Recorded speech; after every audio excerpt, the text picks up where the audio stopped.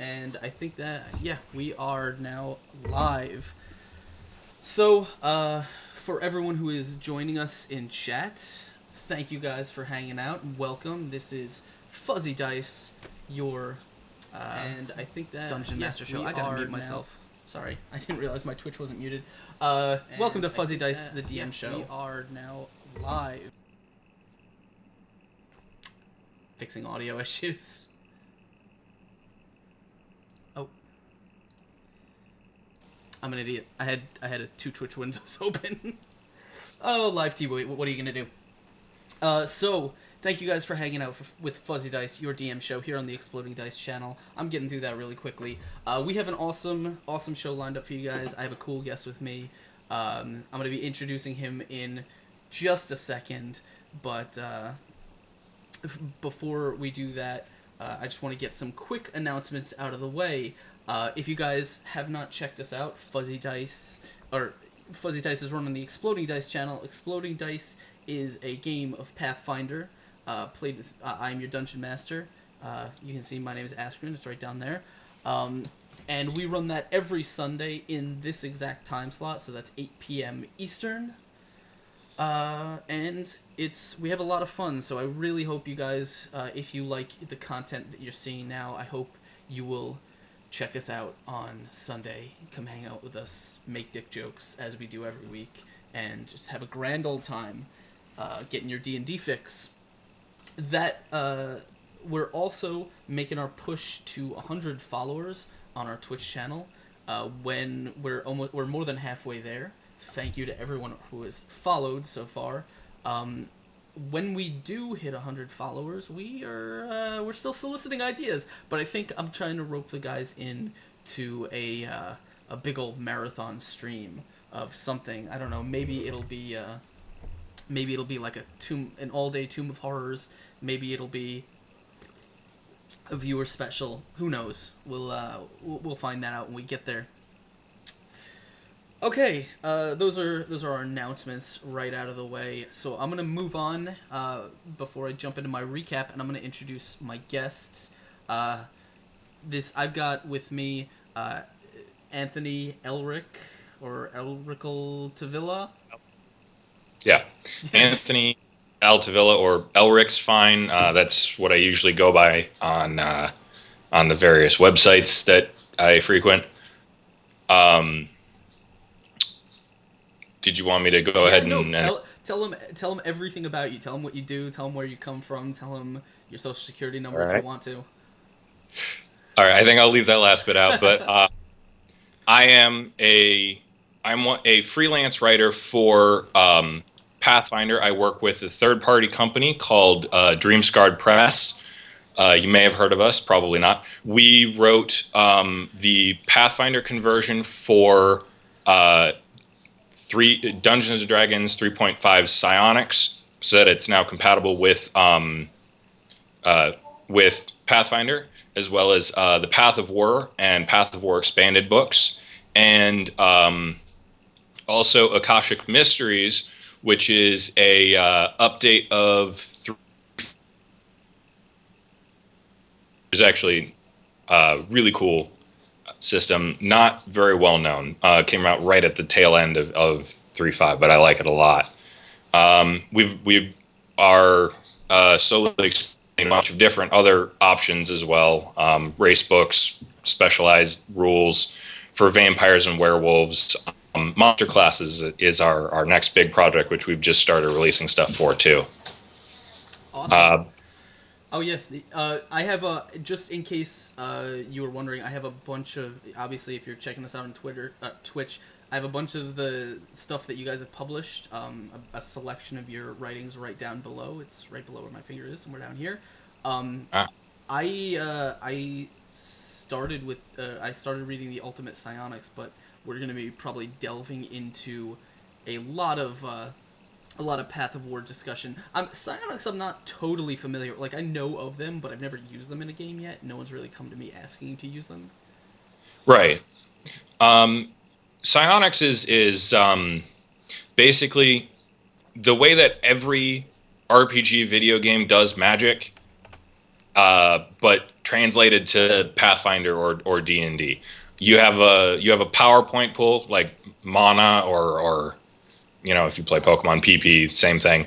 That you use to cast your spells, which you have a limited number you learn as you level up. It has some interesting base fluff, lots of crystals and stuff, but there's a lot of flexibility in there because you can do what's called augmenting the powers, where if you spend more power points on them, they get stronger. They add additional effects and stuff, which makes the system really flexible and offers a lot of versatility, like per individual power that you have.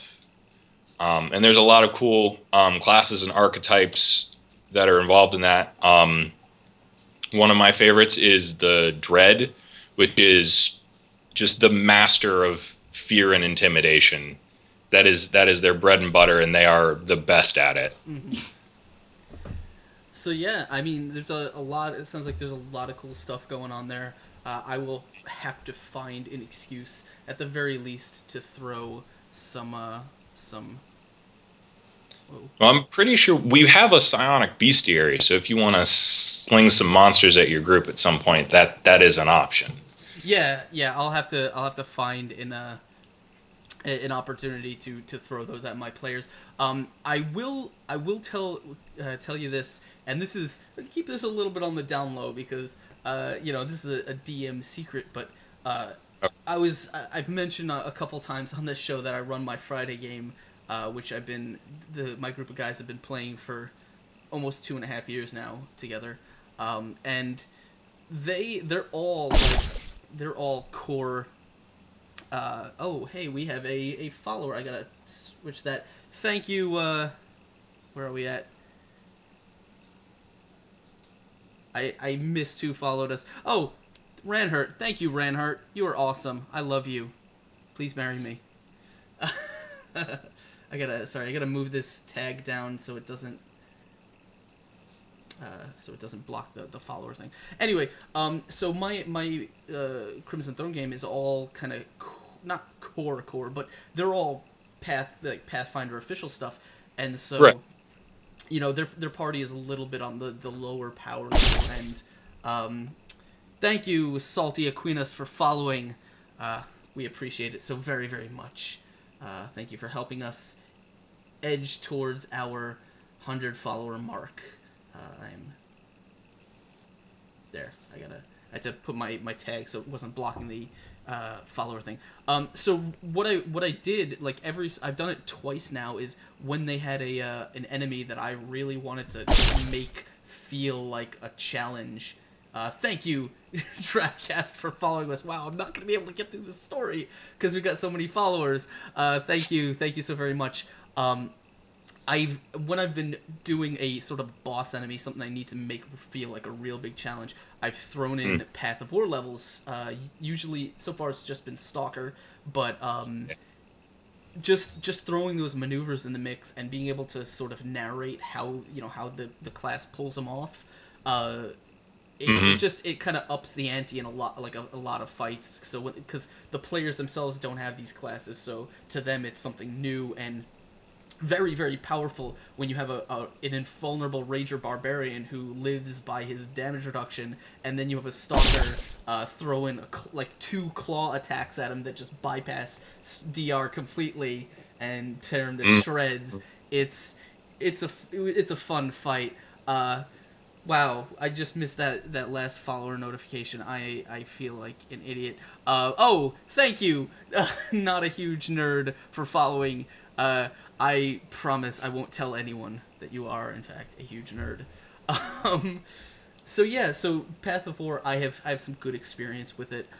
It's been an awesome go-to for me. It's been really, really cool. Like I said, that last character I built was this skinwalker, kind of shifter, feral dude who hulked out into this tiger-like monster and started throwing around thrashing tiger maneuvers with 2 claws at players, and it was just tore up the whole party. It was fantastic. So yeah, counters and boosts are my go-to for if I want to up the ante on a monster, because there's nothing like waiting for your player to unleash their ultimate attack, and then you roll the counter, and you see the look on their face when you tell them it doesn't do anything. Yeah. No, It can really change the pace of a game. yeah. The just having them sort of like use a reflexive twist or something to pull out of the way, it made it, it just really cranks up the ante on those. And so yeah, it looks like we got a lot of people in chat that are really amped on Path of War, really here to hear some cool stuff. So I don't want to ramble about my games too much. We'll save that for later. I'm here to before we dive into that, I do want to give a quick hit the schedule real quick. I forgot. We do have a weekly recap that I like to do. So for those of you who have not been paying attention to Exploding Dice, the D&D show, which you really should, I'm gonna give you a quick catch up for what's happened last session, so you guys can be ready for this coming Sunday. Last session, our players bravely finished assaulting the Goblin Fort, Fort Covelin in the hills outside of Sandpoint, and they took the fight directly to Chief Rip Nugget himself. Thank you, Prince of Knives. Thank you for following. We so very much appreciate it. They took the fight to Rip Nugget. They bravely killed him and his pet gecko, as well as the bugbear ranger that joined the fight. They then made their way down into the catacombs below. Thank you, Carol Hawk, for following. Awesome. They made their way into the catacombs below the fort, and in there they found a huge natural cavern filled with kobolds, all who had been rounded up and were being controlled by some sort of swamp witch, or so it seemed, who the players had to fight their way through the kobold army, and also the two very strange bat-like grioths that she had working for her, as she told the party that her lord would have their heads and whatever prize she claims they stole from him. The party does not know what they're talking about, but they did kill the witch after quite a tense fight. There was some charms thrown around. There was some, for a little while there, Marlock didn't really know friend from foe. It was a tense battle. And then, once everything else she was down and they thought everything was safe, the cavern suddenly was filled with the reeking form and tentacled mass of an Atyug that rose out of the mud and attacked them. I think I'm having internet problems, Elric. We'll just wait for that to clear up for a second. So the party fought an Atyug. It hurt them badly, but they made it out of there eventually and returned to Sandpoint, beaten, bloodied, and covered in mud, but victorious, and with more questions than answers about who the witch was and who her lord is, more importantly. So that is what you missed on Exploding Dice, and I hope you guys will tune in this Sunday to see what the next chapter has in store. So let's turn our attention from there. I don't want to keep you guys, everyone in the chat, waiting, because they seem to be itching to talk about some Dreamscarred stuff. So what are you working on right now? Like, I know you were telling me before you got some books that are in the works, so I think we could probably tease those a little bit. Right. So the big thing I'm working on right now is Lords of the Wild, which is a book about werewolves and using werewolves in Pathfinder. So, I mean, there's already a lycanthrope template in Pathfinder, which is all right, but it's not really geared towards player use. It doesn't really give a whole lot of bang for its buck. It's not super. It involves a lot of pushback on the player because you can't control when you change, and you're kind of stuck with it. So part of what we did was we introduced a new template that's specifically called the Werewolf template and is meant to be more player friendly. We've got advice on how to introduce werewolves into your game, how they interact with different societies, There's new material. We've got these new feats called shifting feats, which let you reshape your body to add natural attacks or wings or the ability to swim, stuff like that. That's my big project right now. That's my first project that I'm actually the lead on. That's going to be my book with my name on the cover, which is really exciting for me. The other thing that we're working on, Path of War. I know a lot of you are really waiting for Path of War Expanded to come out, and we've been telling you we're almost done for 2 years now. But we are in, I saw the latest version of it today. We're in the middle of padding out a few things and doing some final grammar edits, and we should have it done by the end of the month. I mean, give us some wiggle room on that, but the end of the month is the plan. We might. One of the things we are doing now, we have a Patreon account, which we're doing smaller, short releases. And our Patreon, if you're a member of the Patreon and you contribute to it, you get free PDFs, and vote on Patreon, which part of it is Steelforge, which is a collection of books on magic items and non-magical enchantments for your items, or modifications, not enchantments. Very cool stuff. I contributed a few things to that.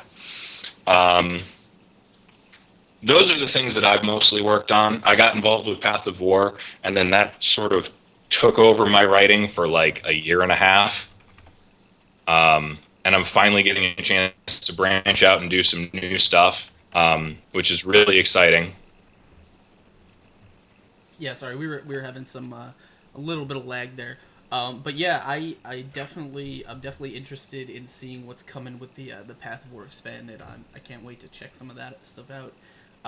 Just for me, for my personal edification, do you have any really cool options for like dexterity based classes? Really cool options for dexterity based classes. Yes. So at the most basic level, we have from Path of War the Deadly Agility feat, which is a feat that allows you to apply your dexterity to damage with any finessable weapon. So I use that in a ton of my builds. I think I was just adding that the other day to a build, and I'm like, I almost forgot that it wasn't like core, because I'm like, wait, this is stuff that should exist. So there's that one. Also in Path of War Expanded, we have a couple of feats that one, it's called in the playtest it's Katana Expertise, but we're changing the name to Daisho Expertise, and it gives you dexterity to damage with katanas and wakizashi, which is really nice for those of you who really want to be Rurouni Kenshin. And then there's also the Polearm Dancer feat, which gives you dexterity to damage with spears and polearm weapon groups, for those of you who are fans of Ober and Martel. So those are the feat-based options we have. That's my jam, I think, because we were talking about this earlier, and I had this character concept that's just been kind of milling around on my computer, waiting for an opportunity to play it that I will never get. And it is basically based entirely around my favorite weapon in Pathfinder, which is the Fauchard. That fucking exotic weapon polearm with the 18 to 20 crit range. Yeah. And yeah. It's a fantastic weapon. I hate that it takes so many feats to make it worthwhile. But with the new weapon master, like I'm happy that the new weapon master stuff with like weapon master finesse, whatever the hell it is, weapon training, advanced weapon training thing, makes it actually functioning with a dex build, because otherwise you have to go with the mad as hell like strength, dex, int build just to just to get it rolling. Well, and there's also the dirty fighting feat, which lets you get all of your combat maneuver feat prerequisites out of the way in one go, and that's a nice addition. But that's Dirty Tactics Toolbox, I think. Yeah. Um, so the other, oh, and I'm sorry, slight correction. Polearm Dancer and Daisho Expertise are, they make those weapons finessable so that you can use them with deadly agility. Not that they give dex to damage directly, but it opens up a whole lot of new character options. Other things we have for dexterity characters, there's the Thrashing Dragon discipline, which is all about agile two-weapon fighting. You're jumping around all over the battlefield, slicing people up with kukris if that's what you want to do, or punching them. Punching works too. Punching works great. You've got Broken Blade, which is I guess you could call it the unarmed discipline. It's a little mixed martial arts kind of, but that's really nice for dexterity-based characters. Honestly, there's a lot of stuff out there scattered around. Most of the Path of War stuff is pretty dexterity or strength neutral. It's just a matter of picking up a finessable weapon and deadly agility, and then you can go to town with whatever you want. If dexterity is your game, that's how you do it.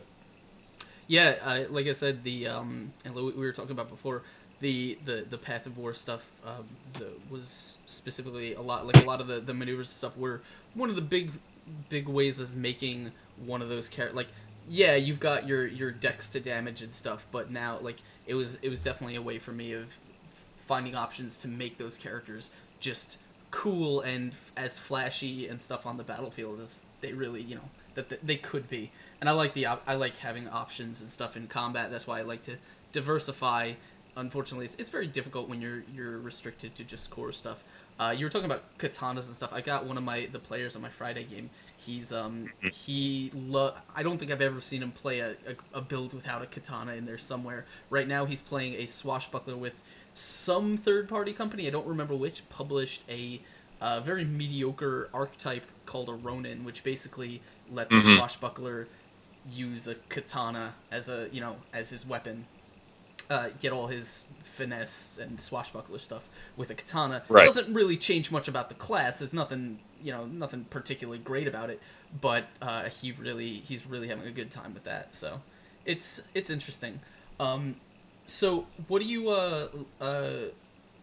and I know we discussed this recently, or we discussed this before we kind of went on. One of the things that I did want to get your opinion on is I've never really had a chance to sit down with anyone who's designed role-playing games or designed for role-playing games, and so one of the things I wanted to talk about was the process that goes into it, specifically Dreamscarred Press's process going into designing for Pathfinder. Like, how do you guys identify niches that need to be filled, or where you can create something new? So really the core of our philosophy, and one of the reasons why I like working with Dreamscarred Press as much as I do, is because we sort of have this unwritten rule, no bad options. You should open up a Dreamscarred Press book and see a bunch of really cool things that you want to do in there, and then not have to worry about if you're taking a feat that's gonna hurt your build because you want to levitate all day long, or whatever cool thing you want to do should be viable and should be useful for a character, which is something that I think is really important. But in terms of how we identify roles that we would see filled, or new material to design, it's a combination of listening to our fans who make requests for material, looking for things that we want to do, specifically like, for example, the Stalker class from Path of War is really heavily focused on dexterity. There's not a lot in there for a strength-based character. I wanted a strength-based Stalker, so I wrote an archetype for Path of War Expanded for the Stalker that's strength-based, and that's what happened. A lot of it also, honestly, comes from media. Anime, books, movies, television. Polearm Dancer exists because I wanted to play Ober and Martel. So I wrote a feat that let me dance around with a spear. And that's why that exists. So it's a combination of just, you have to have your ears open and your fingers in a lot of different areas. Just listen to what people want. Look at things that are cool. If you can't figure out a way to do it in the game, write one. And then in terms of the mechanics, because that's what it is when you're writing, is you're basically writing math problems. There's a lot of number crunching involved. With a little bit of practice, you can start to do it mostly instinct or in your head, but it does take a lot of fine tuning, and we never stop tweaking anything. Right up until the moment that the book hits the printer, we're still making adjustments and trying to get it perfect. And then we sit back, look at the book, and realize every single mistake we made, and we have to go back and fix. But that's just part of being a writer. Yeah. So when you were talking before about like different, obviously you get inspiration, like we all do, for anything that goes with role-playing games, from other media, things that we enjoy, things that inspire us. How does something like that, like, say you come up with a cool archetype or a cool feat, something that specifically you want and you can't find anywhere else? How does that go? Like, how do you take that from idea to a pitch to your company to getting into the book? Well, for me, it mostly involves contacting one of the other writers and going, "Hey, I've got this thing, take a look at it." And then they yell at me and I yell at them, and eventually something gets hammered out. In terms of fans, mostly they contact us. We have active playtest threads on Giant in the Playground, on the Paizo forums, on our own website, dreamscarredpress.com, dreamscarred.com. And, we're on forum and Reddit as well. So somebody will make a post to us and say, "Hey, I've got this idea for this thing," or "I really want to be able to do this. How would I do it?" And then we just take it and run with it from there. Or sometimes they have more complete stuff, and we look it over, and if we like it, we'll integrate it, and we'll work with whoever wrote it up to standards for publishing. So you're not like, there's no specific design directive that you're given, like, we need to come up with things that fit this particular niche, or we're trying to design specifically around this. Not in a broader sense, no.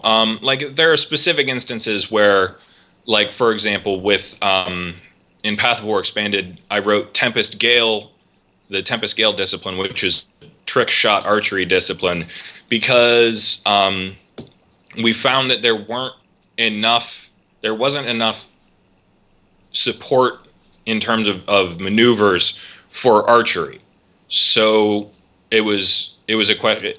Tempest Gale came about because we looked at what we had and said, well, we need more of this. So for specific stuff, it's like, we need to fill this niche, or we need to make sure that we're covering this base. But in general, it's just, we get inspired and then we try and make whatever inspired us fit, and we go from there. So it's kind of free form, that's really cool that you can just write whatever, and people will be there to help you get it on the table or on the page.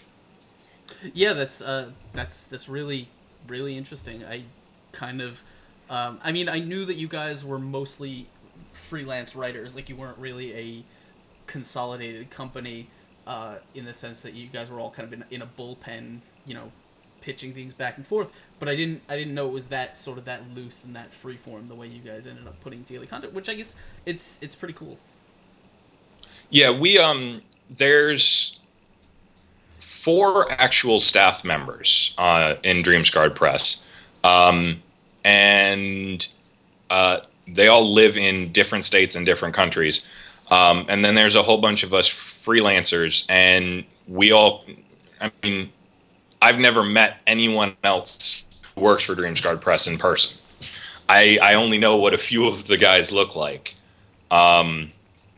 Even, and then it's just a matter of we talk over the internet. We use chats or IRC emails or whatever to get a hold of each other, and then we use a lot of Google Docs to share our work between each other and edit stuff. And then but for the most part, it's just we're all kind of equal, and we're all just contributing to this really great thing that we somehow managed to scrape together. Yeah, I think that's really interesting, and I'm like, I don't know, it's being an independent artist. I've got someone who's been working on my own for a very long time. It's always interesting to see people who are kind of just doing their own thing and doing what they really want to do, rather than, I guess, I mean, I don't want to say rather than, but as opposed to, sort of working very rigidly and very structuredly. Like, okay, today we're putting out this specific set. We're creating classes for occult stuff. Next, we're creating classes for, Asian stuff. Whatever we happen to be working on. And I'm also, I think it's one of those things where a long time ago I was a big fan of the philosophy, the kind of the balance idea that DSP came to a lot of their third-party Pathfinder stuff with, because that was, as I'm sure everyone who is a fan of you guys knows, that's a pretty big selling point, as to get them off of Paizo's official stuff, which seems to kind of not really care for that philosophy at all. Like it's pretty diametrically opposed, but I don't know. It's an interesting contrast. But so I wanted to talk about some stuff specifically relevant to this show, because one of the reasons that I thought it would be cool to reach out to you guys to begin with, but one of the reasons I wanted to do this show was because we just, as I told you before, we just wrote a character, one of the player characters, Davneros Marduzzi, who used to be a Varisian swashbuckler, is now something very, very different.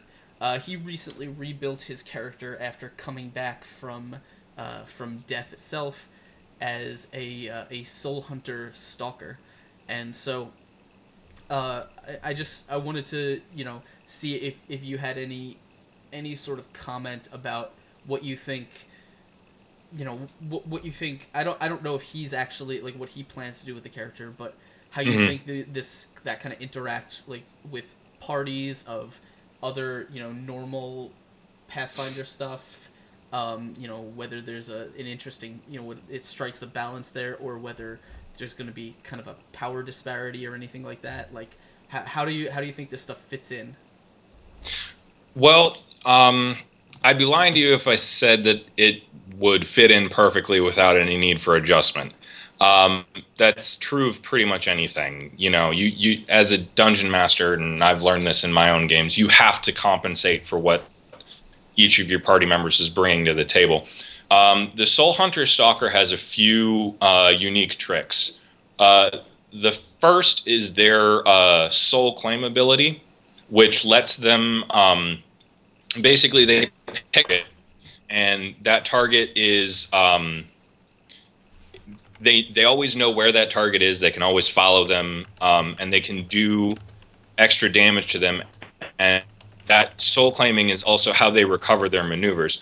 The thing that makes the thing about the soul hunter's claim ability is that it doesn't end until either the target's dead or the or stalker chooses to let it go. And that what that can mean for a dungeon master in particular is that if you want to have your bad guy get away another day, that can cause issue because the soul hunter stalker will be able to track him. It doesn't protect, it doesn't negate anything like mirror image or invisibility. You still have those kind of defenses available, but the actual getting away is not as easy. There's also the issue of some of the maneuvers, which in Path of War we learned since the book's been out for a while. There have been some maneuvers and some disciplines that are problem children. They do a little bit too much damage, or they're just a little bit too intense for a lot of people. But what those disciplines are really depends on both the individual player and the group that they're playing with. Broken List is an example of one that's just a little bit overtuned, but it's not something that we're leaving untouched. Path of War Expanded is out. We're going to begin on working on errata to fix some of the disciplines from Path of War and some of the classes and make sure that things are a little bit better balanced for a normal party. One of the big general things with maneuvers is that you can move and get consistent damage. With a lot of martial classes, particularly the melee guys, you can really only take a 5-foot step, or you lose, anywhere from half to 4/5 of your damage because you can't full attack anymore. And there are in party Pathfinder, there's stuff to compensate for that. There's Vital Strike, for example, which is all right, not great.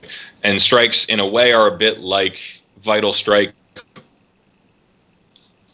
in that often a single attack adds some damage, but they also carry a lot of rider effects like you'd find on a lot of spells. So if you're familiar with the Magus class at all, it's a bit like playing with a Magus in the party, in that they do damage and debuffs when they hit people with their sword. Thank you, real quick. Thank you, Keladrath, for following. Thank you for inching us closer to our big celebration.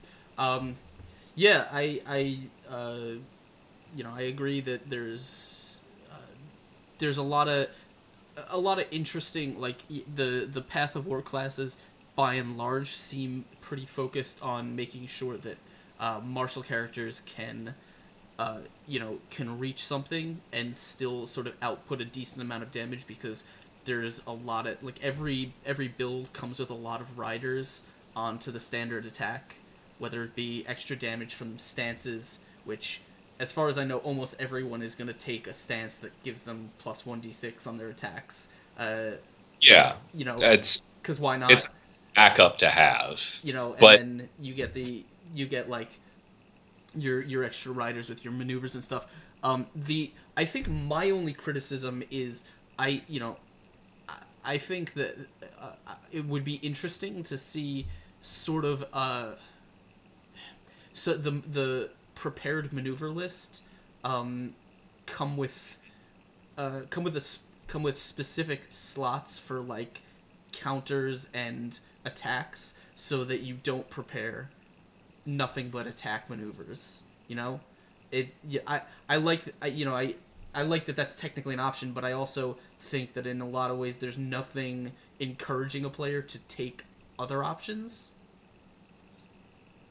Okay. In my experience, because I've run a fair number of Path of War games, you're not gonna once you take a hit, a good solid hit, you're not gonna want to skip out on a counter. Mm-hmm. Once you find yourself in a position where you can't get to the other guy, you're gonna want to take a boost like Leaping Dragon so that you can get that extra bit of movement you need in order to close the gap. Mm-hmm. And then, honestly, sometimes there are just maneuvers that are just too cool to pass up. I mean, that's totally my opinion, but there are some that I would love to take. That I would honestly, I have to fight not to take them on every single character. There's a stance in Path of War Expanded in the Sleeping Goddess discipline called Unbroken Stride, and as you level with while you have that stance, you go from being able to walk on water to being able to walk up walls to being able to fly. And I love that. It's honestly might be my favorite stance, period, because it's just so cool to, I can walk on water. I am that guy from Crouching Tiger, Hidden Dragon. I can jump from leaf to leaf and climb up building walls and stuff. It's fantastic, but it doesn't do any damage. It doesn't bring anything. It doesn't bring any new numbers to the game. And actually, that's kind of why I like it. But yeah, I get there's what you're saying. some. It's probably that I haven't really had any Path of War characters in a game long enough to really measure how I know generally what options players will take when it comes to most martial classes. Generally, I can figure out how players will start spending their spell slots as the game progresses. It becomes pretty easy to predict where they're gonna spend things. I don't really know exactly where a player, like for example, my player playing a stalker, I don't know yet where he's gonna fall. Like once he starts getting, he's only been in one sort of or two combats with this character. One of which was basically just shanking like 6 HP goblins, and so he hasn't really had time to and he's also only level 3, so he hasn't had time to figure out what he prefers and what how he plays it. But so it's possible you're right. I don't know if that's something that evens out in the future. It may just not be my experience. I'm just saying, like, just from my own point of view, it seems like my instinct is anyone who sees these options open to them is gonna dive right for the the ones like plus 2, 3, 4 d6 to your attack, also in an AoE, also knocks everyone prone. Like, I'm pretty sure it seems like people are gonna dive on those without picking other options, which I don't want to say is unfair or anything. Like, that's their choice. Mm-hmm. I just think if I were doing it, I might at least have thought about, like, okay, maybe there should be maybe people should come with specific things for, like, you can ready 6 maneuvers, but 2 of them are counters of some sort, counters or saves or something, and 4 of them are attacks. I don't know. I mean, and that's certainly a way to do it, but I always tend to err on the side of giving players more options and more freedom to decide how they want to run their character. Yeah, no, that's like I said, it's definitely, I understand the philosophy. I don't have too many criticisms. I think that is only my one criticism is just people opening the books will usually see nothing but plus XD6. Yeah, and there's a lot of that, but there's also I think at first blush, Path of War can seem kind of like a power trip fantasy, but if you actually take the time to sit down and read stuff, and if you have a character that you really want to play, it opens up really nice, and there's a lot in there that is really cool and really useful without just being slap a d6 on an attack, or slap a bunch of d6s on an attack rather. Yeah, no, I get you. So, let's see, where are we at? We're coming up on. Oh, we're fine, all right. So I think we've touched a ton on Path of War stuff. I don't really have too much more, too much I want to go over there. Is there anything you wanna say about, like, is there anything you want to talk about as far as we didn't really go into the psionics too much, or any of the bestiaries, which I know you said you didn't really work on. Right. But also, I mean, is there anything, if you want to discuss, like, is there anything maybe that isn't officially coming up, but you might want to work on next? I mean, there's a lot of stuff that I want to work on, but as far as anything that's not official yet, I'm not sure that I can really say anything about that. We have something planned for April, but that's all I'm going to say about that. And then I don't know, that there's stuff that I want to work on, and I will honestly keep working with Dreamscarred Press for as long as they will with me. But it's going to be, I know we have some big plans, and a lot of things that we want to do. It's just a matter of continuing to put stuff out there and building a fan base that likes our material. And that's really what I'm concerned with. Is one of those plans getting an official package for Hero Lab? Because that I would pay for. I honestly, I don't know that much about Hero Lab. I know that we've talked to them, and I know that some people have talked to me about what needs to happen with Hero Lab, but getting an official patch would be way out of my wheelhouse. I'm a freelancer. That would be something that Andreas or Jeremy, the two guys who actually run the company, would be handling. But I will definitely pass it along to them that there's some interest in that. Yeah, we definitely have some people in chat that are anti-Hero Lab. I understand the distaste for it.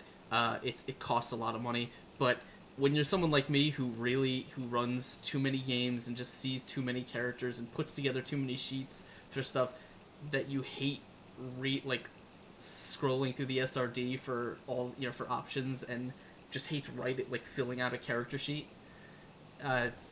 Hero Lab is there. Like, I open it up and I have all, I can search gear. If I want to give loot out, I can search for specific things and see all the it works for me. It's how I plan my campaigns, and it's how I keep track of all my sheets. I hate, one of the things I hate, and I don't know about you, but when I DM, I have to keep track of modifiers, status ailments and stuff like that.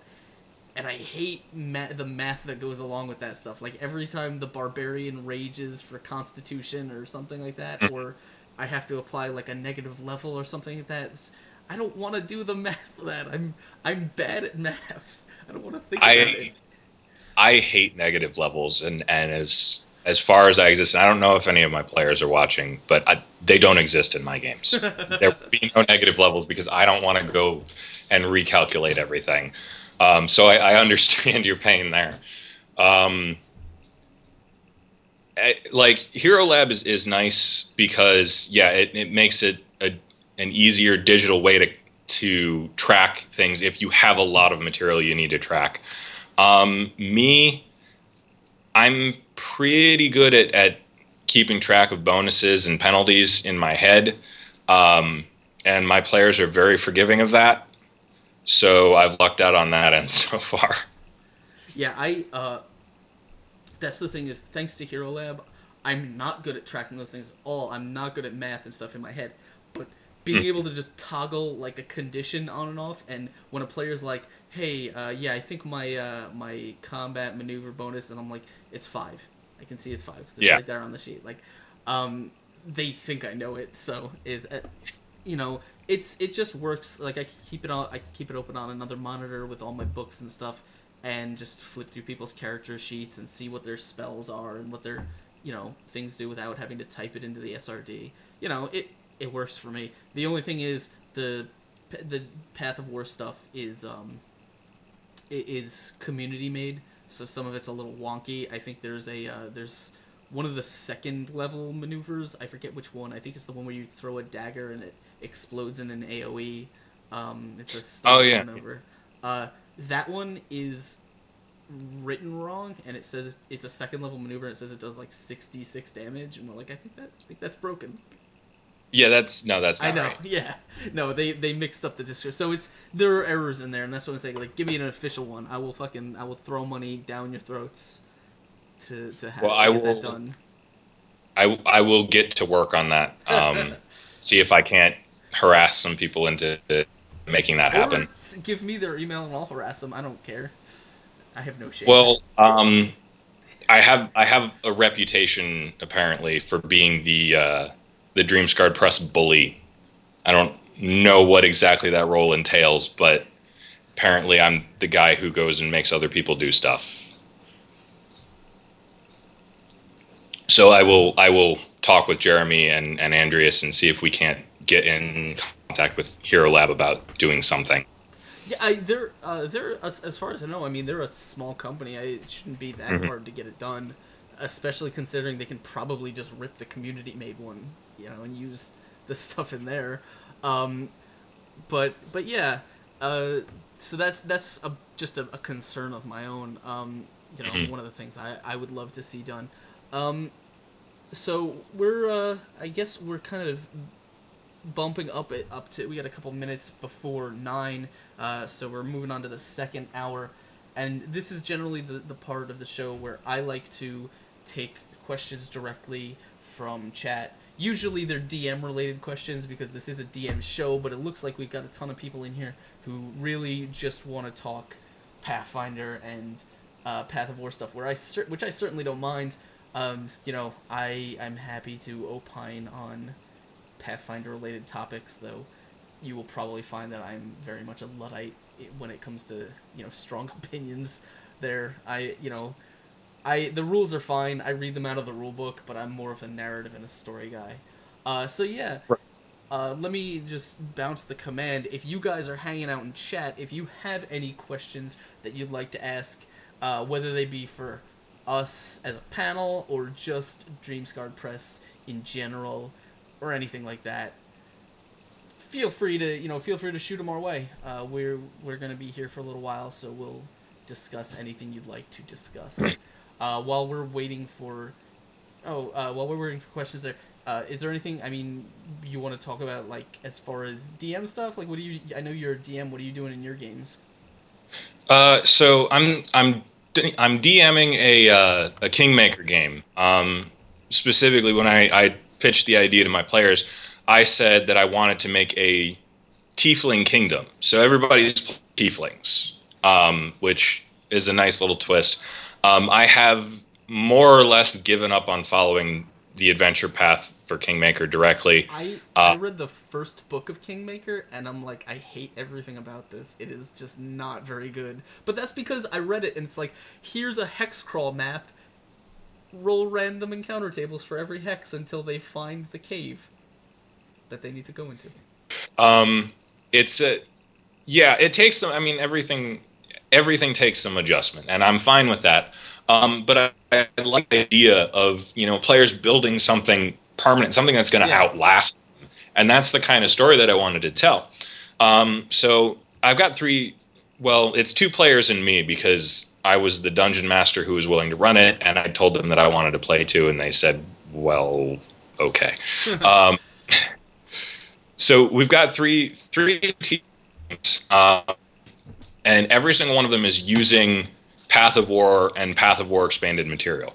So it's been a real blast and a real interesting look into how they actually play, how these kind of classes actually play in a game for me. Because a lot of what I do is simulation stuff, because I don't have the time to run I don't have the time or the multiple personalities to run my campaigns by myself.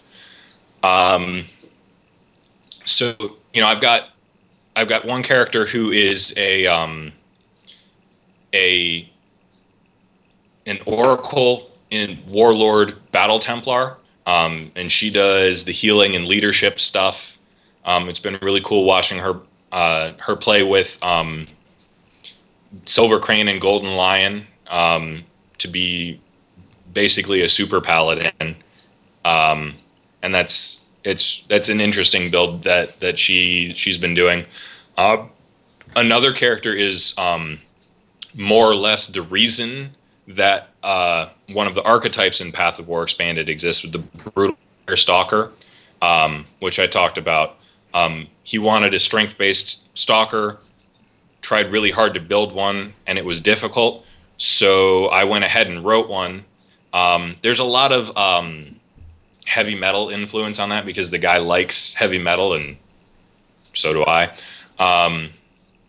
So and that turned out really well. My own character is a Hawk Guard warder, into the Phoenix Champion prestige class from Path of War Expanded. So he's kind of a flaming arrows of doom guy, but somehow still manages to be the least morally ambiguous of the group. And they're How far along are you guys in that? Like, where are you? Low level? Has this been going on for a while? we are. It's been going on for almost a year now, and we are level 8, and we're just about done with the second book, or where I've decided to cut off the second book, because there's some stuff in the second book that's kind of weak, and I wanted to. So I swapped that out with some stuff that's more tied to the personal stories of my characters. So we're gonna wrap that up within the next month, I guess, because we play every other week. So then the next, we're probably gonna wrap up the second book, and we'll be moving on from there. Yeah, I'm on this channel. I'm running the Exploding Dice Crew is playing Jade Regent, which is one of my favorite adventure paths. Though I've done some pretty massive tweaks to that. One of the my early and very minor endeavors into game design was when the first thing I saw was that the caravan rules, specifically the trading caravan rules, were terrible, and they didn't. And because when I was a player in Jade Regent with a group a long time ago, and that's how I kind of developed my interest in the campaign. And I wanted to take our caravan and turn it into like a merchant trading, economy thing. And there wasn't the economy, there wasn't the rule structure to do that. It didn't really make any sense. So what I did was I wrote up this system where basically you would take the world map, the map that you were traveling through, and you would populate it with small towns. And each town you would give one of 3 different class assignments, and the there was a table for each one. So one of them was the size, one of them was the I guess their economy, and one of them was their specific natural resource.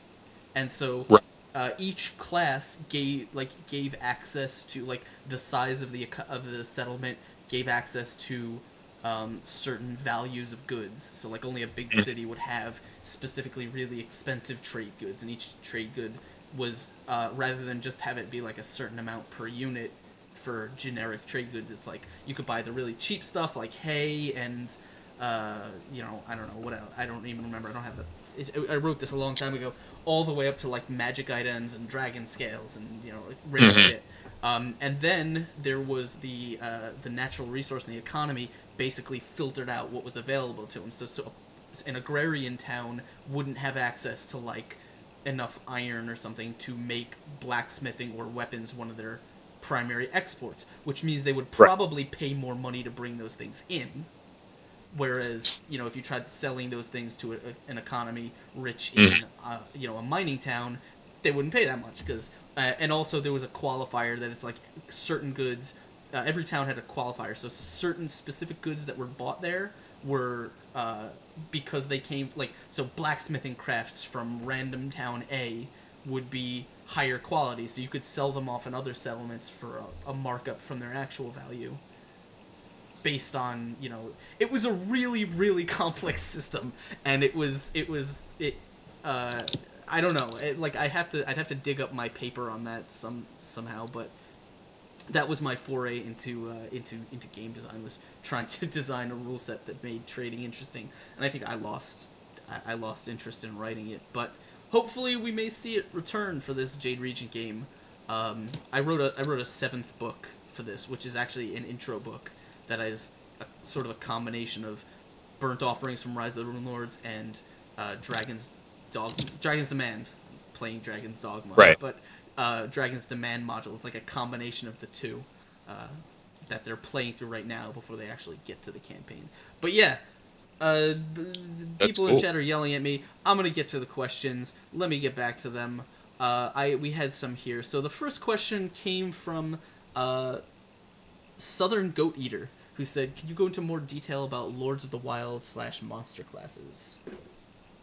Okay, so Lords of the Wild is about werewolves, and it's the project I'm heading up right now. We have...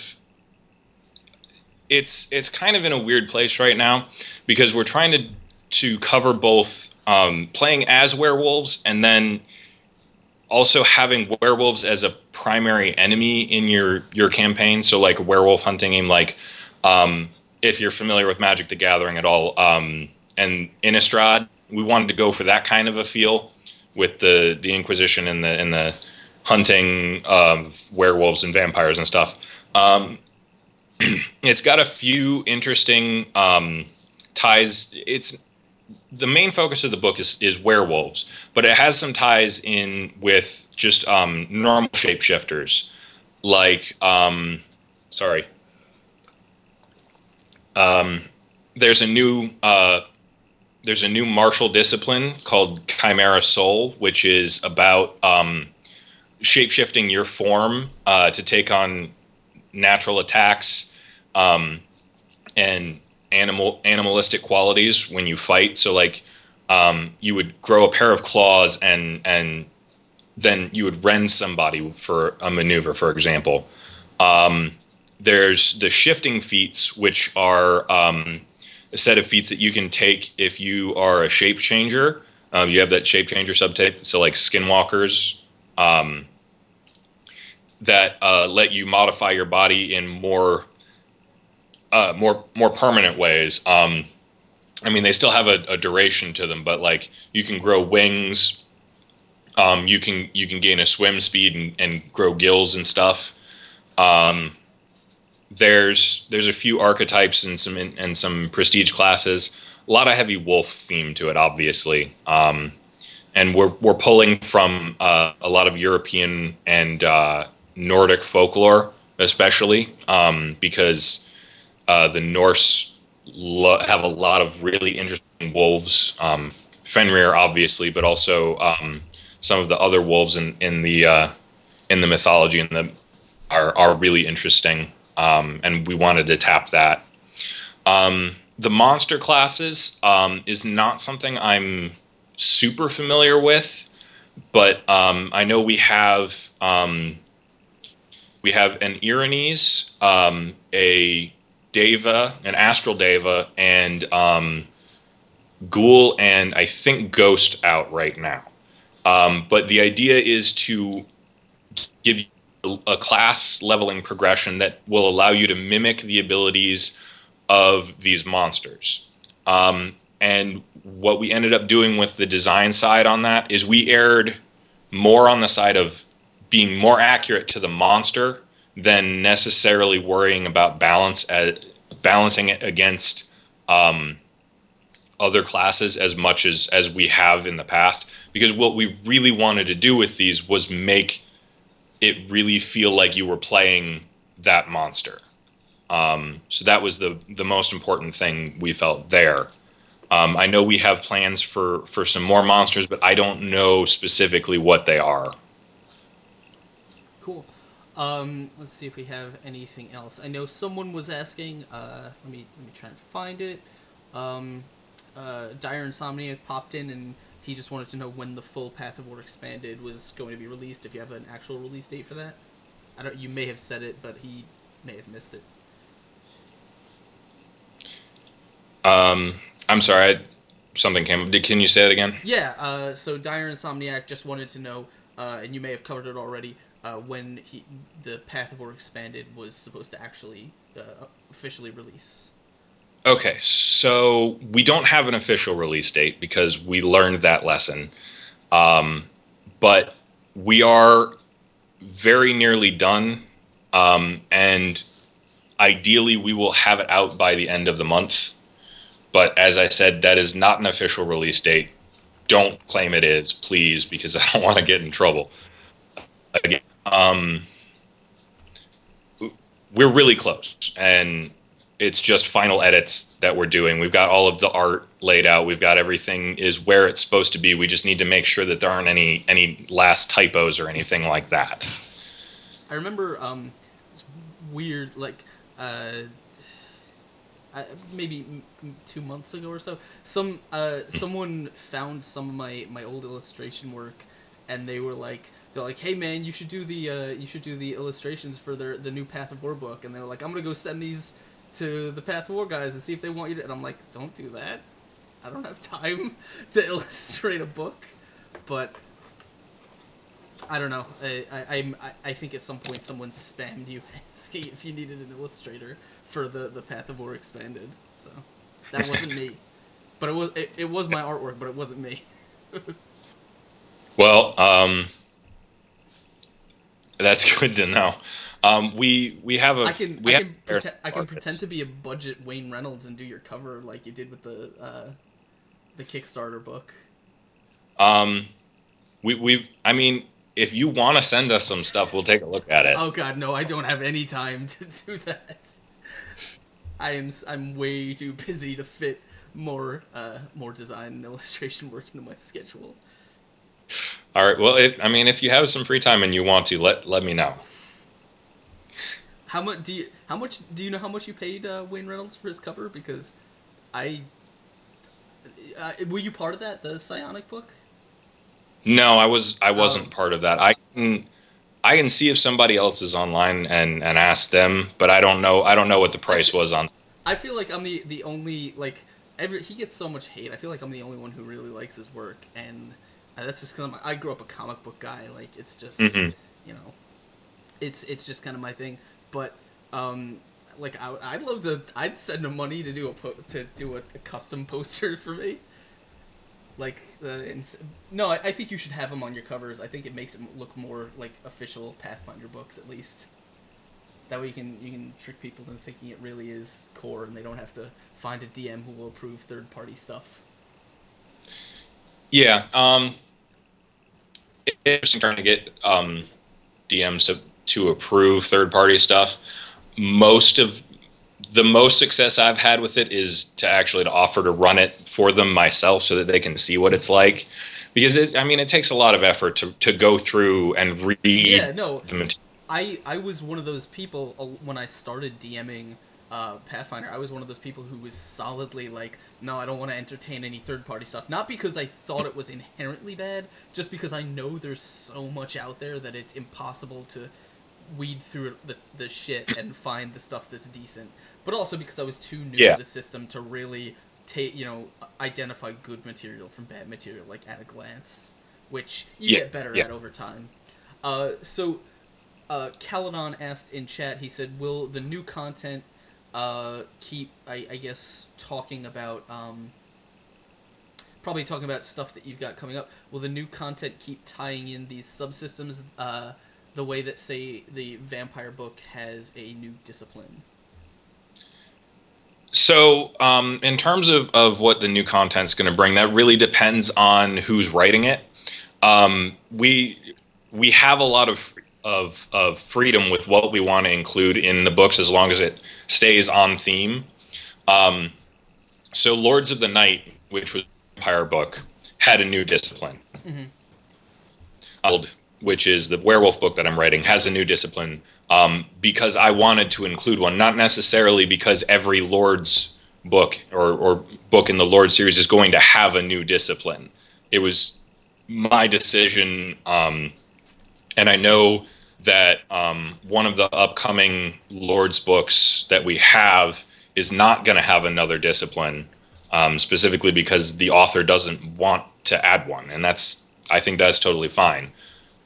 But we want everything that we write to be usable together.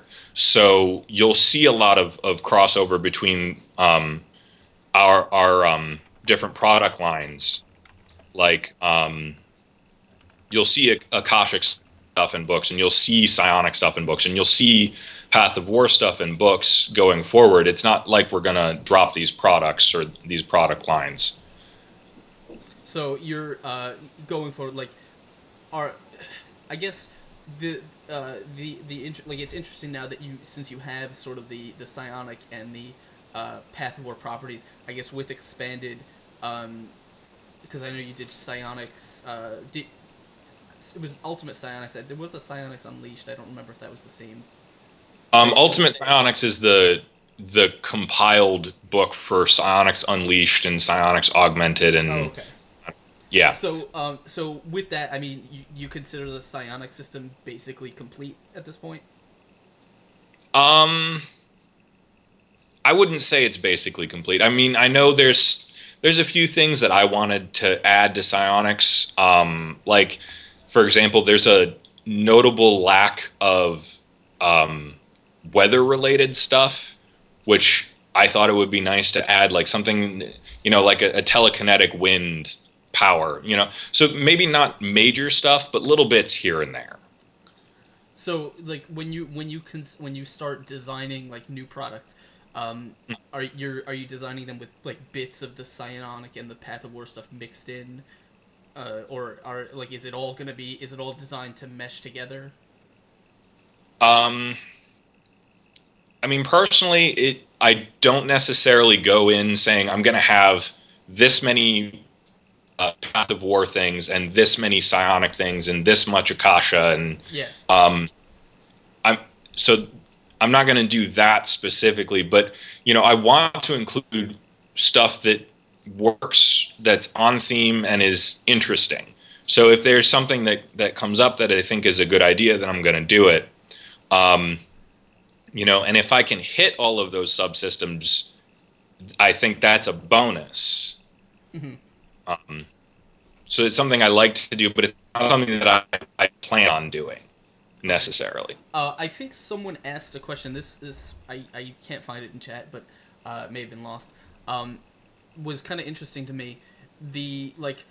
Is there anything that you, I guess, system wise, like outside of the psionic, outside of the Path of War and the Akashic stuff, Mm-hmm. Is there any sort of new system or new take on the rules that you might want to develop but aren't necessarily working on, or isn't necessarily in development right now, but something you might want to try? So the question is, like, what am I looking at, like new subsystems or new material that's outside of what we've already written? I don't know particularly. I'm always tinkering and writing stuff, and then I save everything that I write, and I just keep it there and let it sit. So I've got a whole bunch of stuff that I've written before and that I want to work on and will continue to work on, but I don't know that it's not all tied to Pathfinder. It's not all tied to Dreamscarred Press. Okay. There's stuff that I'd like to do. There's different mechanical tweaks that I want to try, like, related to certain things that I think are problem areas, like healing, for example, is something that is kind of tricky to do in combat consistently. Is there when you say not related to Pathfinder, like what are you? What other systems do you kind of delve into? I personally, I only really use Pathfinder in that it's the only system I DM, but I I reach in, I touch a lot of systems. I play a lot of, or I played a lot of other games. Well, some of the stuff, like, for example, I've got some stuff that I wrote when I was learning about Dungeons and Dragons Fourth Edition, which I know is kind of a divisive system, but I liked a lot of its mechanics, and so I'm incredibly started. pro Fourth Edition. Fourth Edition is one of my favorite editions. I haven't done it in Fifth Edition, but when I run one of my favorite dungeons ever, which is the Tomb of Horrors, I always do it in Fourth Edition because it's the most fun. Right. See, I liked Fourth Edition. I liked a lot of the mechanics that they introduced. No, I definitely I agree with you. There's So I've done some experimenting with Fourth Edition. I was right now I'm really into depercentile systems. Mm-hmm. So kind of like what is it, the Warhammer and Warhammer 40K, like Deathwatch. Those systems with the roll under mechanic are really interesting because they're simple, but they have a lot of gradient to them, so you can get a lot of really different results with just one singular mechanic, which is something that I like from a like mathematical standpoint. And I write fiction too, which I'd like to. I wrote a few short stories, and they're on the Dreamscarred Press website, and I want to write more. But that's just a matter of finding the time to do it. I recently played the Fantasy Flight games, Star Wars, The Force and Destiny, and I really liked that. That was actually a really fun system, and I enjoyed it a lot. I've seen a lot of support for the Star Wars thing recently. Like, a lot of people are picking that up. Mm-hmm. It's honestly it's a really interesting narrative system, and I like it. I was playing a character with a lightsaber who, just due to the result of the rolls, was the world's worst lightsaber duelist. In the intro campaign, because the game, you can buy like a starter set. I managed to drop my lightsaber 4 times. That's fun. And then I had a backup blaster that I'd taken from I think it was a Deveronian. So I'd taken this Deveronian's blaster, and I was just keeping it because I kept dropping my lightsaber, and I ended up killing the final boss of that intro adventure with the blaster pistol after I dropped my lightsaber for the 4th time. And then I realized that I really should have been using a blaster the whole time.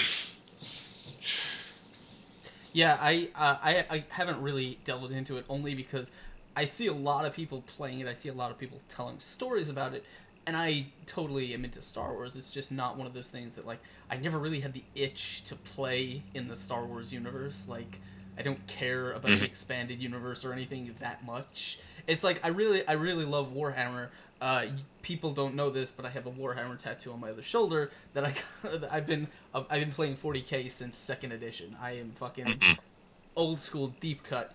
But I think I gave Dark Heresy a try. No, it was the other one. I gave whatever the hell the first it was Dark Heresy. The first system that came out a try once, and that was a long time ago, and it was just too, like, I wasn't really the universe and the way the play was handled in the role playing aspect didn't really grab me as much as, like, the books or the tabletop game grabbed me. So I'm like, I don't need to spend my life in the 40K universe via role playing games. Like, I got my tabletop army. I've got the novels. I don't need some dude telling me about I am a big Caiaphas Cain fan.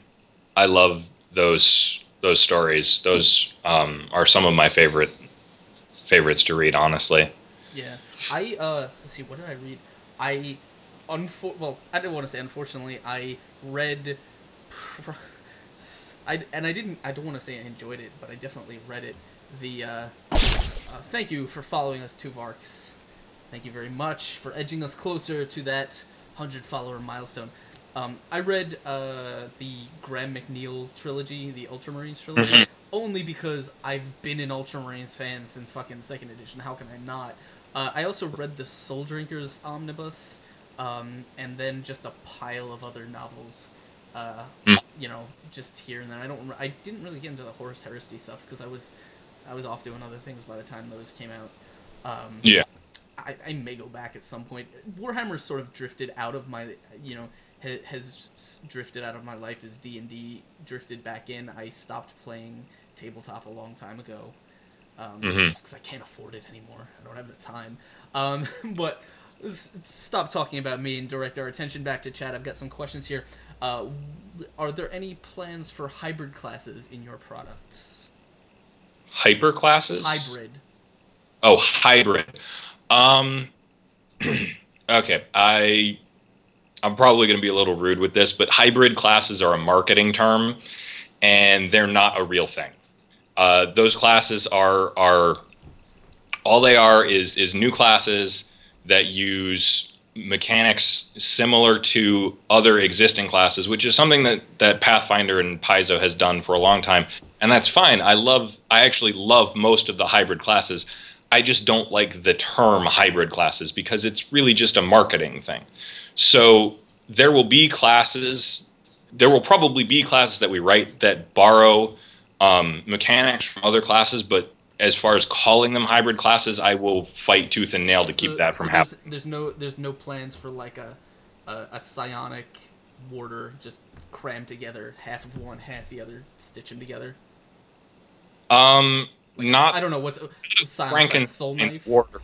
Soul knife Not warder or something like that. Warder, but I mean, if we want to do some, I'm not opposed to the idea of making a psionic archetype for the warder, or expanding into combining Path of War and psionics, which we've already done with the Zealot in Path of War Expanded to a large degree. So the opportunity to bring those two subsystems together is not something I'm opposed to. It's really just the term. A psionic warder archetype might be pretty interesting. Like guarding the mind in as well as the body. I wouldn't know that that's necessarily something that needs to be an entire class all on its own. Yeah, definitely. Let me see. Scroll back up here. The next one was, what personally is your favorite subsystem to design for? My personal favorite subsystem to design for is Path of War. That's easy. When I first saw it and I first got involved with it, back in the playtest threads, I was immediately hooked. I started writing out. I started getting involved with Path of War because I wrote guidebooks for the classes while they were still in playtest, and then I pestered Chris Bennett, who was the lead author there, a bunch of times about stuff that didn't make sense, and eventually I contacted him about working on the next book, and he said yes. But Path of War is just spoke to me on a level that most other material really didn't. It just stuck with me. That's pretty cool. This one is, and just real quick, immediately after that is I assume you have a least favorite system to design for? My least favorite subsystem is probably Vancian casting. Wizards and clerics, I like the classes well enough, but the structure of the spells and the way that they're, where you have to pick your slots in advance is not.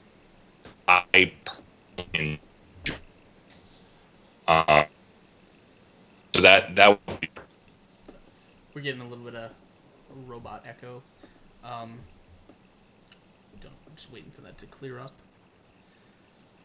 I don't really. A lot of people feel really strongly about the Pathfinder magic system. I guess my only thing is when I play with it in campaigns, anytime a player is amenable to the idea of like I don't mind Vancian casting. What I do mind is the thing that the idea that when you know you just have access to the entire spell list, like every spell just exists at your fingertips. It's just a matter of you have it, reading them, but it's like, where do you learn them from? So as long as the player is amenable to it, I've kind of created quote unquote systems where they actually have to sort of use gameplay, like go out in the world and find people to learn spells from. I've done the same thing with poisons, making poisons more interesting that way, and I think that's magical a good way crafting. to do it too. I think that integrating that's a problem that I think I see a lot is that people don't try and actually integrate the things that these characters do into the rest of the world. Yeah. And I think it's important to do that. Yeah, And anytime I can take something that a player is just gonna do, and I can turn it into gameplay, like something that engages them, even if it's as simple as like a player saying like, "Hey, I wanna retrain one of my levels from fighter to monk or something like that," like make it a segment of a session, like make them find a monk trainer and then actually roleplay that. It's cool. Cool moments happen from that. And you never. It's always to me, I'm always a fan of padding out gameplay. Like add padding, make it more content. You don't need to rush through the story. Let things take their time to develop. It's fine. well, I think the only caveat to that is to make sure that if a player wants to go and find a spell, I don't think like if a player wants a specific spell and you say, well, you got to go find it, then make sure that they can actually do that. Oh yeah. Obviously, you have to be able to. You have to make it so that they're not. It's not like, hey, I want to go find Acid Cloud, and then they're okay. Ask the local wizard, and he says, no one knows how to cast that. Fuck you. Like yeah, that's all right then. Something I don't think you should do because it limits the story and it limits your characters and it limits the fun. Like if it has to be difficult, make it difficult, but make it impossible. Yeah. Though I definitely, like when I did the poison thing, and I never got to use it, but I had a player who wanted to play a poison crafter, and I told them, we're going to create a list of common, like the really common, simple poisons, and you can pick a certain number of these that your character knows. And then everything that's not on the list that you get at level, that we create at level 1, you're going to have to go find. Now, the common stuff you can probably find very easily, but anything that's on the less common, or the really rare or deadly stuff, that's shit that you're gonna you may not if you ask someone where you can learn that, they may tell you like, dude, what? No, there's no such what is it, Balrog poison? Like, no, come on, man. Yeah. You're probably gonna get that answer, and then if that's really a thing you want to do, then you're probably gonna have to devote a significant chunk of your character to do that. I find that it's similar. I do a similar thing when players want to create very very specific but often obscure magic items. It's like, make them go research things. Like if they, make them go find a plan for it. And then, yeah, technically they have the crafting rules. I hate Pathfinder crafting rules, but it's like, make them go find monster parts or something. Like make them find something so that when it's not just a roll. It's not like you roll the dice, you're done, enjoy your new weapon. You mentioned monster parts, and one of the things I remembered this. One of the things that I have really wanted to do for a long time is find some way to integrate, monster parts into the actual crafting system for items. I had thought about it. There's really hard. There's no way you're gonna be able to just come up with because obviously in order to do it in a real system way, you'd have to take every single monster entry and then break that monster down by what can possibly be harvested from that, and then assign every single magic item like a list of what parts could theoretically go into making this. I prefer, rather than doing that, The way I prefer to do it is just telling, like, if a player wants to craft something, just make some shit up. Like, tell them they're, like, in order to make this spear, you're gonna need something big and sharp. Maybe a tooth, maybe a scale, maybe a bone, whatever. You tell me what you want to use, and then they can, if they come across a stone golem or a dragon or something, they can say, like, hey, can I harvest this dragon and use it for my spear? And then they're like, yeah, and then just let them do it. Or, obviously you don't making shit up is the DM's greatest tool. Yeah, no, it's not something that you could ever categorize. It would take way too long. But it's something that you should make the players think that you have already written down, and then just, like, say, oh, you want to craft a really cool magic spear? You need some really magical monster thing to make it out of, like a rare metal or something. And then they'll tell you, like, hey, can I go hunt down a dragon? Yeah. And then, yeah, you lead them on a quest to do that.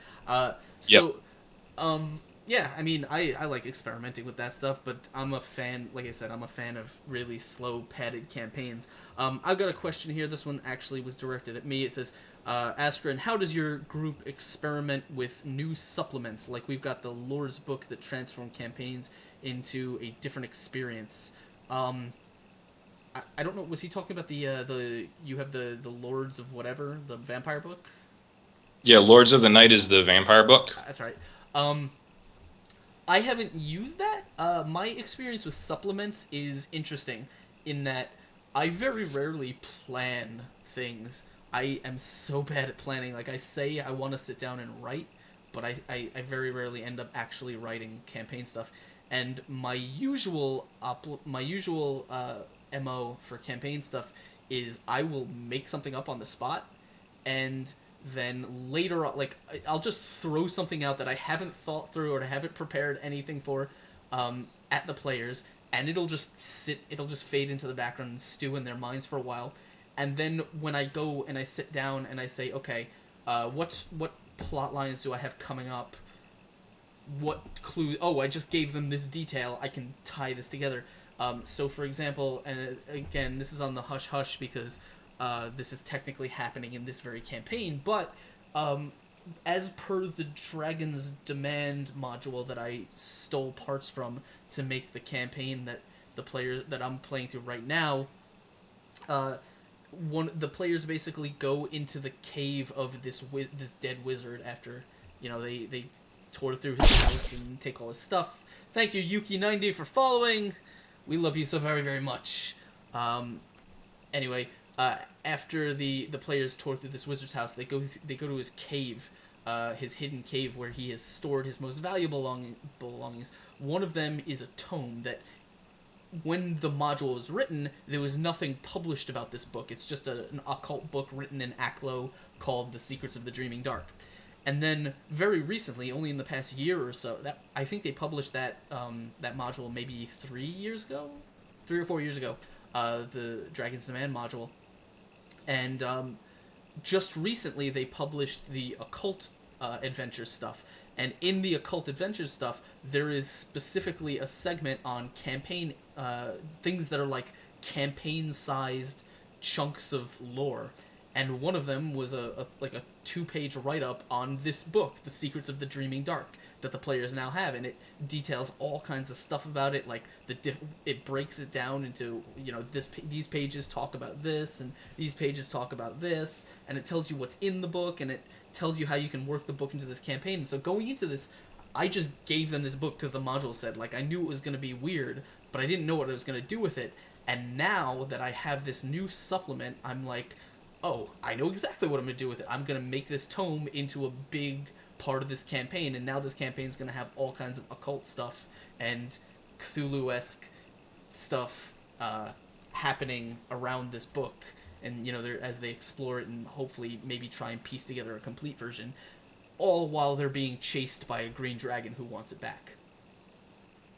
So, yeah, that's how I deal with supplements. Is sometimes I will read through them, and if I find an awesome bit of something that I think I can tie into something I've already thrown at the players, I will change it. Like, for example, if uh, uh, if I had the Lords of the Night book and I wanted to do vampire things, if I got the hint that I'm doing vampires in I actually expanded the vampire plotline in Curse of the Crimson Throne in the second book.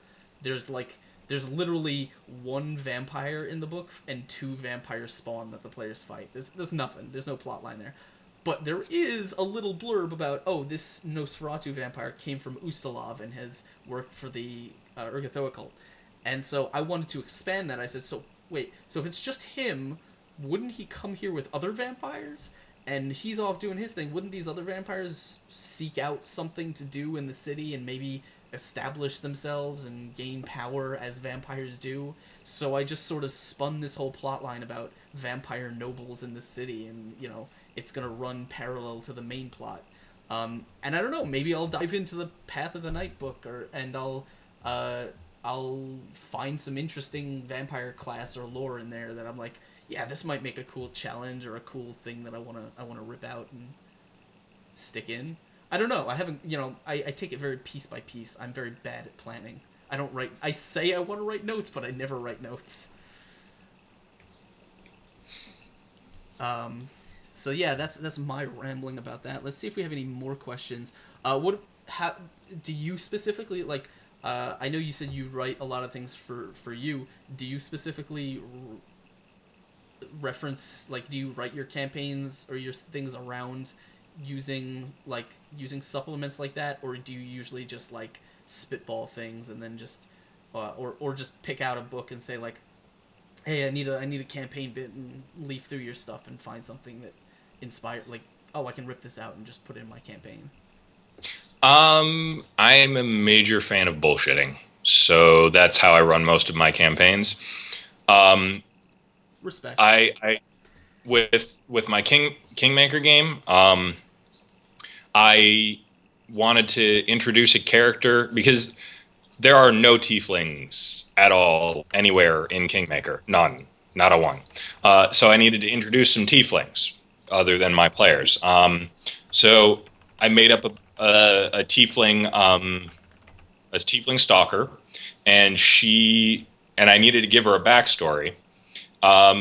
So her backstory was that she was originally an Aasimar from Tianxia, and she was a member of this cult that believed that tieflings were created specifically by fiends in order to create portals from the lower planes to the material plane. So if too many tieflings gathered in one area, they would all spontaneously explode and create basically a new world wound. Of course, this is a problem when you're running a campaign about creating a tiefling homeland in the middle of the Greenbelt. So she was originally an Aasimar who went around assassinating other tieflings. And she ended up going up against a really high-level tiefling who baleful polymorphed her into a tiefling and then sort of left her. And she spent like 10, 15 years as a tiefling and realized just how horrible their lives are, and effectively switched her allegiance. She ended up joining the party, but because she still had ties to these cults, the cult started involving themselves in the kingdom. And now, just because I needed an interesting story for a character so that my players wouldn't instinctively kill her, now I have a whole new plot line tied to the race of my characters and the kind of story that they want to build. And any parts of Kingmaker that I don't particularly like, I can sub that out at any time. Yeah, I actually, because I'm running, like I said, I'm running Curse of the Crimson Throne, and one of the things that I find to be the weakest part of that campaign is, I think it's the fifth book? Yeah, I think it's the fifth book, the one where they leave the city and go to the Cinderlands. And, like, I'm just not a fan of that, because as it reads, that whole thing is basically the players go out, like, they're run out of the city, they go out to the barbarian tribes, and then they spend the entire chapter just doing 3 really over-the-top tests of strength, specifically so the leader of the barbarians can say, oh, by the way, the big evil guy is this, and this is the plot about him. I didn't like the way that played out, and I thought the campaign would be much more interesting if the players just straight up never left the city. Like, the whole campaign takes place within Corvosa. So I ripped that section out, and when I get there, I am going to be replacing it with an entire chapter that takes place inside of the academy. So probably running some Academy of Secrets dungeon stuff there, just all kinds of wizardy shit. It's just gonna be a whole chapter, because I figure if the point is lore, you can get lore from the academy too. It makes sense. So I chop pieces out willy nilly. Like I'll just do whatever. If something doesn't read right for me, or I don't think it gives the right feeling, just chuck it. Find something better. Yeah. There was a question here, and I lost it. Oh yeah, I don't. I'm trying to find it. God damn. I can't. If you guys are hanging out with us in chat, which, by the way, thank you guys for hanging out. Thank you for spending so much time here with us. We are we're sitting down and we're doing a Q&A. We're taking your questions and hanging out. For those of you who are new, just because I'm stalling for time until I can find the question I was looking for. This is the Exploding Dice channel. If you're just joining us, this is Fuzzy Dice, the DM show, where I am interviewing Elric Altovilla, from a writer from Dreamscarred Press. We're talking all about Pathfinder and stuff like that. If you're new and you haven't checked it out, please consider joining us on Sunday for Exploding Dice Plays Jade Regent, which is right here on this channel. You can catch our past videos on our YouTube page. The link is down below, and video on demand. And I would love to see some of you guys joining us for that. Have you run, like, besides Kingmaker? Do you have a lot of experience with like the Pathfinder Adventure Pass? Because a lot of people find it weird. I'm just, as a DM, I'm not a fan of homebrewing. Like, I don't like homebrew world building and stuff like that. It does nothing for me. I've done it in the past, but like I just can't get in. Like, I can't get myself interested in like writing a whole world for players to play in from scratch. So what I prefer to do is I prefer to take like an adventure path and just rewrite it so the story is better, which I did famously with Rise of the Rune Lords, and now with Curse of the Crimson Throne, and eventually now I'm doing it with Jade Regent, where I will probably slot in tons and tons of Reign of Winter stuff once we get up north, because I've got a Winter Witch in my party and she wants to deal with all that kind of stuff. So, but yeah, so I mean, do you spend a lot of time in your own stuff, or do you just like stick to published? I prefer to do my own stuff, generally speaking. I don't just do game design. I write fiction too. So I have a lot of interest in world building and in designing my own world and telling my own stories. So that's always there. For the most part, I have Kingmaker is the first adventure path that I've run. I've got the PDFs for most of them, and I've read most of them. And I think really for me, the adventure paths serve more of a purpose as a seed for storytelling than a plot line that I'd want to follow to the letter. But I don't have any particular problem with running them, other than they're a big time commitment, as I'm sure you know. And I wouldn't want to run one unless I knew I had a group that was going to be around for a while and really wanted to push through it. Mm-hmm. I don't know. I mean, I don't know if I've ever approached them necessarily from that perspective, only because I just assume that any campaign I'm going to run is designed to run through to the end. But like I said, I'm a pretty big proponent of of padding things out. For example, I started running Rise of the Rune Lords with my group on Friday. And we must have started playing that about 2.5 years ago, and I didn't do a lot to the first book. I just sort of left it as is, and I just added some little side bits here and there just to add some runtime and stuff. But when we got to the second book, I was reading it, and it became so obvious to me that the story, the core of the story was great. I was really into the horror atmosphere and some of the scenes and stuff from it, but it was just so rushed. The publication was just so condensed and rushed. It's like they didn't have they didn't have enough time or space to publish what they wanted to publish, and so like you have this villain that appears in the middle of the book, and he gets no setup, no introduction, nothing, and he just shows up and then he dies, and I'm like, really, this character, this guy's you're just gonna drop him off? And so what I did was I wanted that character specifically because he's one of those guys that is, you think he's supposed to be good, but it turns out he's the leader of a cult. And I'm like, that should be a really big reveal, like a big kind of betrayal for the party.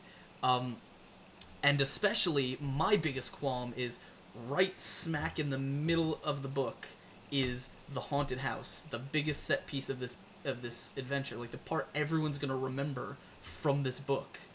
And it's just like, it's so throwaway in the middle because it goes like, I just didn't like the way it played out. So what I did was I took I introduced that character, the one that needed the setup, early, like right away. I had the players sent to him, and because they were on the trail of the killer, and so he basically said like, oh, I know you guys are good, you took out that thing, and then Sandpoint, whatever, I want you to help me out.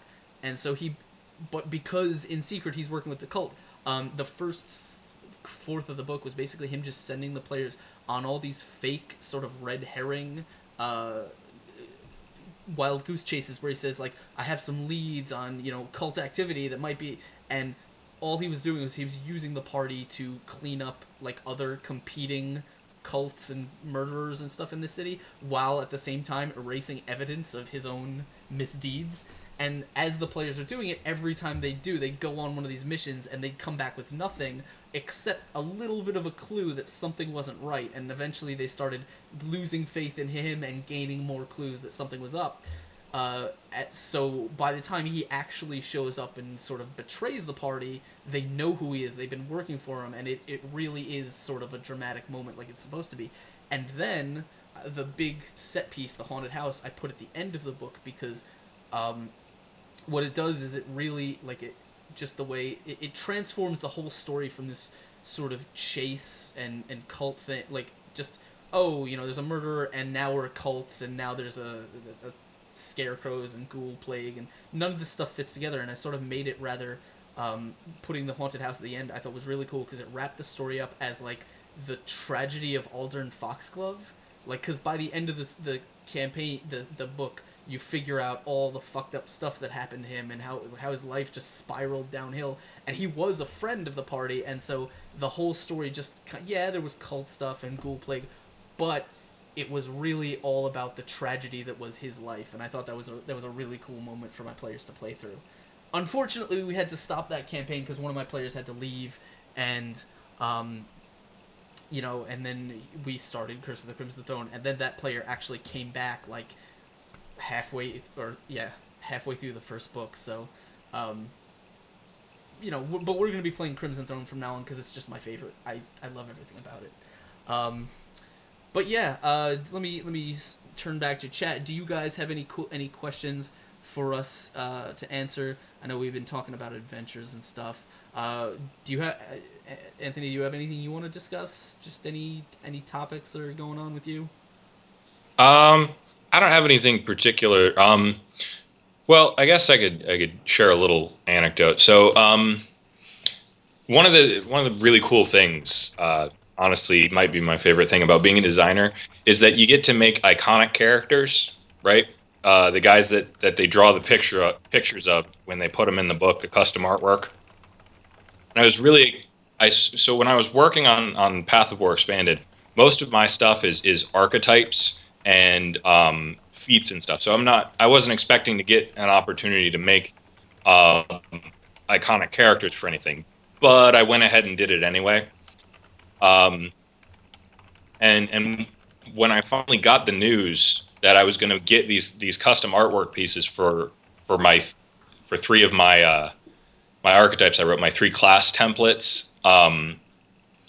It was a really big deal. It was right around Christmas, so it was just the best Christmas present ever. I got to see the custom artwork, and going through that process of working with an artist and getting the design right and the story of the characters told is a really cool thing that I was super excited to do. And then sharing those characters with the fans, and seeing the fans' reactions to the characters, the artwork, and the stories of of these characters was really big and really cool for me, and I really am looking forward to the opportunity to do that again.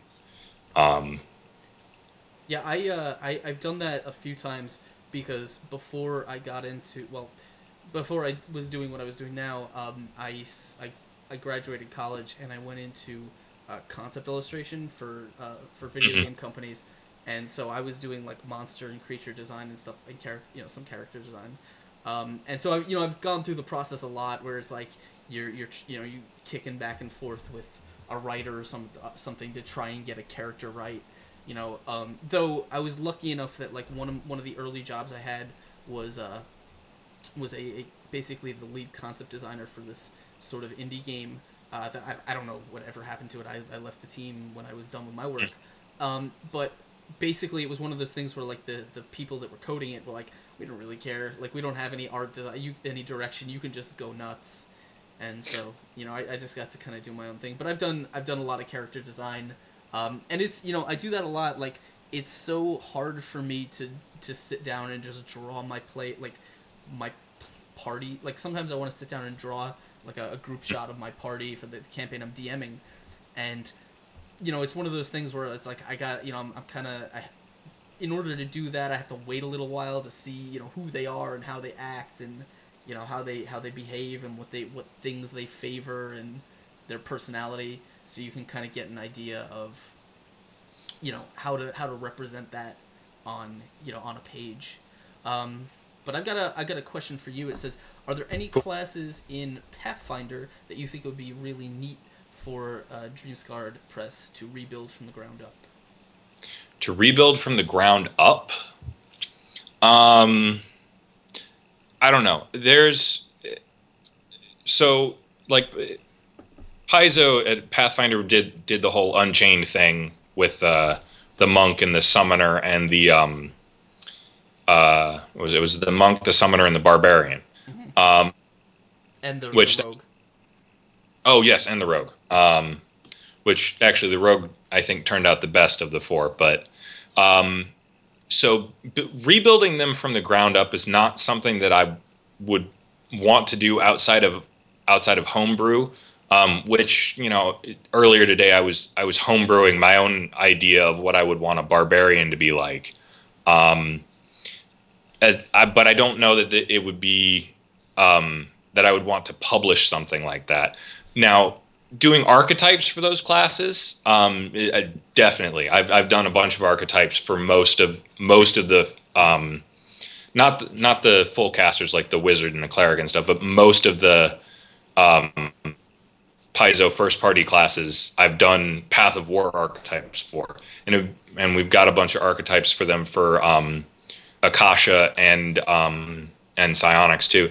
So doing archetypes and stuff is great, and I would do a lot of that. The one I'm trying to work on right now is the Cavalier, because we didn't get the Cavalier done in time for Path of War Expanded.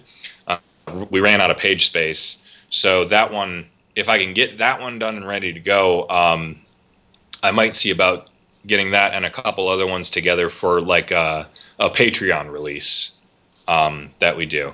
That's cool. I'd love to see a fighter archetype that just gets some sort of like just exotic weapon proficiencies for free.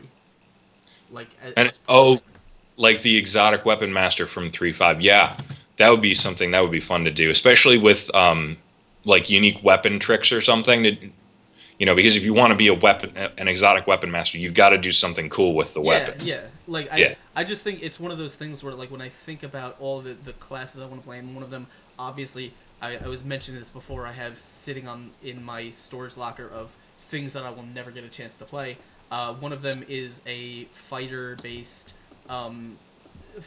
exotic weapons for the four shard, and then just agile maneuvers for trip, reach and trip and stuff out the ass. Unfortunately, all of that stuff, the exotic weapon, the finesse, and the maneuvers, all cost feats, and so it's like anything you can do, like that's why I love the Lore Warden, because it's not much, but it's one feat that you get for free, and it's a feat you need for basically every. No, it's a feat tax, and it gets one of them out of the way, so that just frees up that one little spot. So anything that would that would slot into into the class, and honestly though, I say if you're gonna make every fighter archetype, every new fighter archetype should be compatible with Lore Warden though, because why the fuck not? Well, I mean, we tried. We have a fighter archetype for Path of War Expanded that we specifically built, and this was one of the things that I would really push for, and I spent a lot of time working on, was trying to make archetype stacking a thing. Like putting multiple archetypes on the same class is something that I think is really fun, and that I really pushed for and worked really closely with the other guys to make sure that we could do. So the fighter archetype we have for Path of War Expanded is actually compatible with, I think it's actually compatible with every single other fighter archetype. That's really cool. I think we have it nailed down to the point where it's compatible with every single one, which was a chore, but in the end, I think it was worth it. We've got I think we'll probably, because we're running low on time, so I think we'll make this our last question of the night. Sorrow Runner says he was thumbing through the Steelforge playtest, and he saw that you guys had some, I guess those are Spheres of Power items in there. Yeah. Would you guys be open to doing more with other, like incorporating other third-party subsystems into your stuff in the future? That's kind of tricky. We're open. Again, it depends on which writer's working on it. But for the most part, like personally, I'm not opposed to the idea, but I wouldn't want to integrate with any other third-party publisher that I wasn't really familiar with, because I would feel bad if I didn't do it right. You have to do, if it's something you enjoy and it's something that somebody obviously worked very hard on, and I understand just how hard it is, you want to make sure that you're doing them justice. So if I was to do so going forward, that would be something that I think we might do, depending on what the material is. But it's really important to make sure that it's done well, and that would be the biggest hang up for me, is making sure that I know the material well enough to do it justice. Yeah, we actually didn't get to touch on a lot of on much Steelforge, and the only reason is I know almost nothing about that, other than it was a book of new magic items and stuff, right? Yeah, new magic items, new weapon enchantments, stuff like that. And it's one of our Patreon releases, so it's being cut up into smaller chunks that are being released for, I think they're $5 for the PDFs instead of a $15 or $20 or $30 full PDF. So that's one of the things we're doing. I snuck a few joke weapon special abilities in there. One of my favorites is the bearded weapon enchantment, which was invented by dwarves to protect their faces while they're in combat. While you're holding a bearded weapon, you sprout a beard of iron that serves as a light shield with a shield bonus. The Iron Beard spell. Yeah, it's the Iron Beard spell, but stuck to a weapon. I remember I have a player playing Balthur the dwarf. He's a blacksmith in my Crimson Throne game, and they were fighting these spiders in this boat, and he was just wading into combat, and the cleric who just pulled himself out, he was stuck in webs on the floor, and he just reaches out and grabs the dwarf's foot, and he was like, "Here you go," and again, the player did not know this spell existed. So when I described the fact that from under his helmet his beard just sprouted into metal spikes, he was like his mind was blown. He thought it was the most ridiculous thing in the world, and then I think he requests it as often as possible now. So, it's a fun. I think everyone likes that spell just because of how over the top it is. Oh yeah, it's a great spell. Yeah, the only reason I didn't really touch much on the Steelforge stuff is honestly I have too many magic items. I don't give out magic items that much, so unless I can like search for them in Hero Lab or something, having more weapon enchants and stuff is just I don't need to deal with it right now. Maybe in the future, but it's not something that's on for me is a hot button thing that I need to get into my game. I know some people though are always looking for new crazy treasures, but for me it's like it's all about the loot, isn't it? It's really I focus a lot less on just handing out ridiculous treasures. Maybe higher level stuff. Yeah, no, we'll probably include some cool stuff later on, but low level games I don't really need that. I'm missing out on gravity slime. I have no idea what that is, but I'm assuming it's... Oh, the gravity slime. The gravity slime is probably going to end up being Dreamscarred Press's mascot, but it's an item. It's basically a little harmless slime that, when it sticks to things, creates a gravity well and drags them to the ground. Doesn't hurt them. Does it drag other things to them? It's a good slime. It's, but it drags them to the ground and it makes noises. It coos. So it's been surprisingly popular. Okay. Well, I will make sure when that comes up, I will take some time to look through the Steelforge book. So we're coming up on 10 o'clock, which is usually where I like wrapping up the show. I don't want to bore everyone with another ridiculous hour of discussion. So before I kind of wrap things up and say, my bit, do you have anything you want to plug? Tell people where they can check out your stuff? Yeah, real quick, we do playtests on our own website, dreamscarred.com. We also have playtest threads on Giant in the Playground, which their webcomic Order of the Stick I really enjoy.